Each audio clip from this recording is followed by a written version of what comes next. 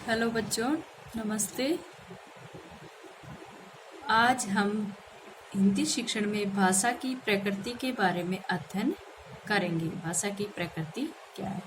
यहाँ पर भाषा की जो प्रकृति है वो भाषा के गुण या स्वभावगत विशेषताओं का वर्णन करती है। यानी कि भाषा की प्रकृति जो है उसमें भाषा के गुण या भाषा से की क्या विशेषता, ये टॉपिक आपका सोल्व हो जाता है। ठीक है, भाषा की प्रकृति कैसी है? अपनी भाषा की प्रकृति। अब आप अपनी हिंदी भाषा की प्रकृति लगा लो। कैसी है हिंदी भाषा? हिंदी भाषा जो है, हम सही अर्थों में माने तो भाषा एक सामाजिक वस्तु है।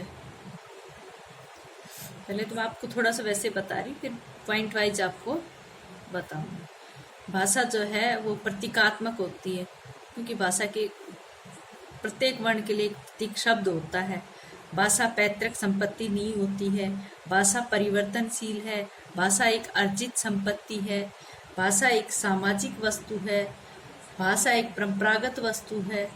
या फिर भाषा का आकार जो है वो स्वतंत्र होता है।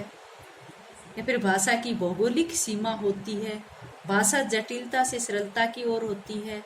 भाषा अपने आप में पूर्ण होती है। ये कुछ 5-7 पॉइंट हैं जिनके माध्यम से हम भाषा की विशेषताओं के बारे में या भाषा की प्रकृति, दोनों ही बातें उसके अंदर समाहित हैं।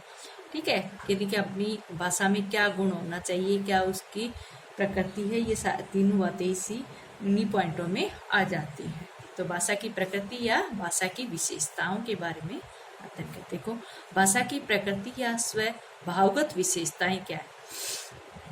सबसे पहला भाषा की प्रकृति का गुण है कि भाषा एक अर्जित संपत्ति है। मानते हो बेटा? भाषा एक अर्जित संपत्ति कैसे? भाई, भाषा एक अर्जित संपत्ति है। मनुष्य जो है उसमें एक गुण होता है कि वो अपने चारों तरफ का जो वातावरण है उससे भाषा सीखता है।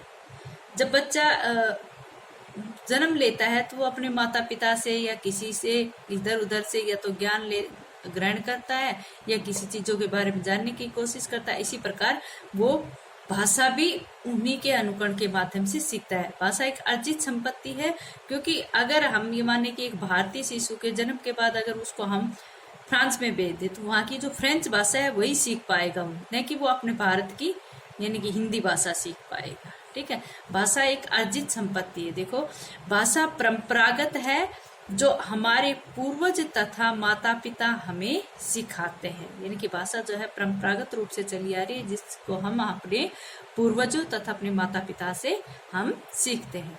बालक अपने परिवार व वातावरण से भाषा सीखता है। अनुकूल वातावरण के अभाव में वह भाषा वहीन ही रहेगा और गूंगे के समान आचरण करेगा। अनुकूल वातावरण यानी कि उसको अगर उचित वातावरण नहीं, मैंने कहा ना कि भारत में जन्म लेने वाले बच्चे को अगर हम फ्रांस भेज देते हैं तो वो वहाँ की फ्रेंच भाषा का ही ज्ञान प्राप्त करेगा। या फिर जैसे जन्म के बाद अगर किसी बच्चे को हम जंगल में छोड़ दे तो वो क्या करेगा? वहाँ की भेड़ बकरियों की आवाज को ही समझेगा।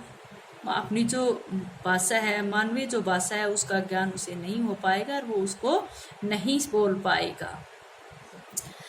अगली जो विशेषता है वो भाषा प्रतीकात्मक है। भाषा जो है अपनी वो प्रतीकात्मक होती है, यानी कि उसको हम प्रतीकों के माध्यम से सीखते हैं और जब वो प्रतीक हम सीख लेते तो वो ही हमारे मस्तिष्क में इतनी आसानी से उन प्रतीकों की पहचान बन जाती है कि जब भी हम वो सामने दिखते हैं हम तुरंत उनको पढ़ लेते हैं। देखो क्या लिखे, भाषा को प्रतीकों के माध्यम से हम सीखते हैं, यथा जिसकी आकृति मस्तिष्क में बनेगी वही शब्द बालक सरलता से सीखेगा। जो प्रतीक चिन्ह जो है उनके, कि भाई ऐसे लिखा जाता है, कैसे लिखा जाता है, कैसे लिखा जाता है, वो तो हमारे मस्तिष्क में बन जाते हैं, वो सरलता से हम सीख पाएगा। इन्हीं प्रतीकों व चिन्हों को शब्दों में बदलकर भाषा निर्मित होती है। ये अपनी भाषा की एक विशेषता है। भाषा पैतृक संपत्ति नहीं है। भी कुछ लोग मानते हैं कि भाषा पैतृक संपत्ति है, कि भाई जो माता पिता बोलते वही भाषा बच्चा भी बोलता है, जिस जहाँ पर उसका जन्म हुआ वही उसी भाषा को मानते हैं कि मातृभाषा बच्चा अपने जन्म स्थान से अपनी माता से सीखता है। लेकिन अगर किसी बच्चे को जन्म के बाद कहीं दूसरी जगह भेज दे लालन पालन के लिए, तो वो पैतृक संपत्ति के रूप में नहीं, वहां की भाषा को सीख लेगा वो जहाँ पर उसको भेजे।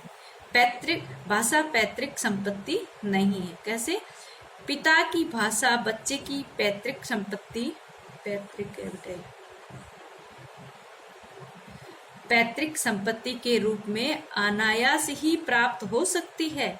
लेकिन किसी भारतीय बच्चे को, देखो कितना अच्छा उदाहरण, लेकिन किसी भारतीय बच्चे को 1-2 वर्ष की अवस्था में जापान में पाला जाए तो वह हिंदी भाषा की जगह जापानी ही उसकी मातृभाषा हो जाएगी। है ना कि भाषा जो पिता की भाषा है वो बच्चे को पैतृक संपत्ति के रूप में मिल तो जाती है अगर वो उसके पास ही रहता है तो।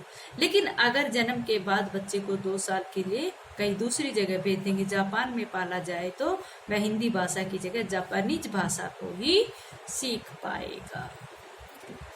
नेक्स्ट है,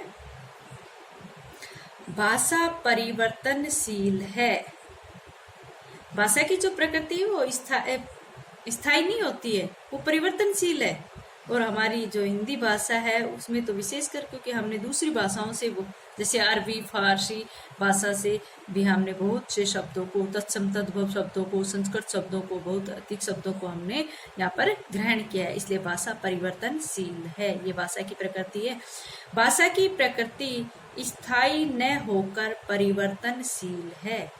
भाषा की जो प्रकृति है वो स्थायी न होकर परिवर्तनशील है। लेकिन ये परिवर्तन इतनी धीमी गति से होता है कि दिखाई नहीं देता है। यानी कि जब तक भाषा परिवर्तित हो जाती है लेकिन हमें पता नहीं चलता, बहुत देर बाद पता चलता है कि हमने कौन कौन सी भाषाओं से कौन कौन से शब्द अपनी हिंदी भाषा में, अपनी भाषा में जोड़ लिए हैं। लेकिन ये परिवर्तन इतनी धीमी गति से होता है कि दिखाई नहीं देता है। भाषा में ये परिवर्तन ध्वनि, रूप और अर्थ में आता रहता है। भाषा में ये परिवर्तन किसके माध्यम से होता है? भाषा के ध्वनि के रूप में, या फिर उसके भाषा के स्वरूप में, या फिर उसके अर्थ परिवर्तन में आता है। जैसे मेघ, ये देखो, मेघ को मेहे कहने लग गए, और दधी को, ये जो संस्कृत के शब्द है, इसको दही कहने लगे, दुग्ध इसको दूध कहने लगे। आज इतना ही, आगे